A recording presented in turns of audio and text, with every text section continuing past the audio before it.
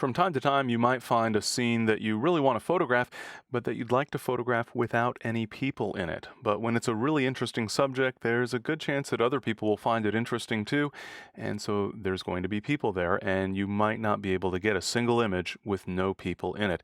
And that was certainly the case here with this staircase going up a cliff wall.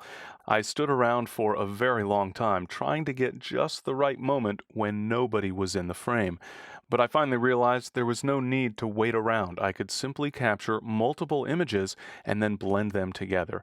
I could use a layer mask for that purpose in Photoshop, but if you're using Photoshop Extended, there's actually a much easier and almost completely automatic approach that you can take. In this case, I captured three images that I'd like to blend together. They were all captured on a tripod in exactly the same position and with all of the exact same exposure settings. So the only difference from frame to frame is that people are moving. So you can see I have some people in position here. If I switch to the second image, you'll see that there are people in different positions. And switching to the third image, yet again, the people have moved around a bit.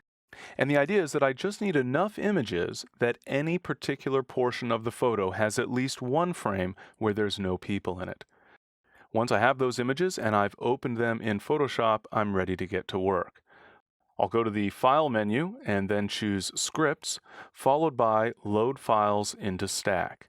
When I do so, I'll get a dialog that allows me to load layers, in other words, to load multiple images into individual layers in a composite document.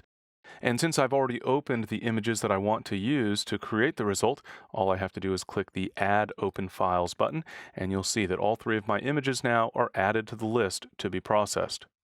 I'll then turn on both checkboxes down below. The first is Attempt to automatically align source images, which means just in case there was a little bit of movement in the images should be adjusted in terms of their size and position so that all of the objects, all of the elements within the frame match up perfectly. Since these images were captured on a tripod, that shouldn't be a major issue, but even on a tripod there can be some minor shifting from frame to frame. And I also want to create a smart object, and that's a critical piece of this particular technique using Photoshop Extended. With those options turned on, I'll go ahead and click the OK button, and the three images will be processed and assembled into a single stacked image, but that stacked image will be a smart object, and that allows me to do some very cool things in Photoshop.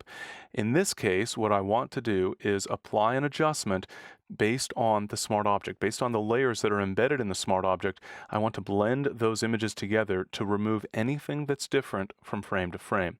I'll go ahead and choose from the Layer menu under Smart Objects to change the stack mode, in other words, the mode being used to blend the images in this stack, to median.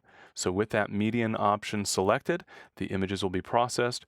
And so you can see, looking at all the various positions on the stairs where we had seen people before, they're all gone. And all of that was done very quickly and easily thanks to this capability in Photoshop Extended.